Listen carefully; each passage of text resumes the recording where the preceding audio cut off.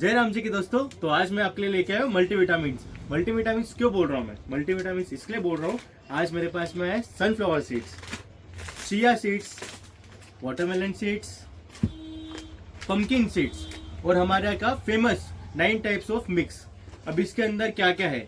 इसके अंदर आएगा आपको pumpkin seeds, sunflower seeds, watermelon seeds, flax seeds और इसके अंदर आएगी हमारे यहाँ की ड्राइड चेरी, ड्राइड कैरनबेरी और ड्राइड करंट और ड्राइड ब्लैक राइजिंग्स। हाँ, अब इसके खाने के फायदे क्या क्या हैं? इसके खाने के फायदे ये हैं कि आपको जिसको भी हेयर लॉस हो रहा है उसके लिए बहुत अच्छी चीज़ है।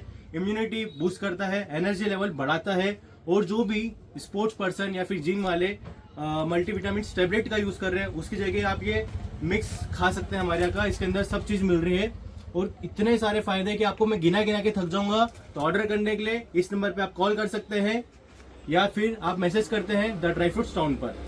धन्यवाद।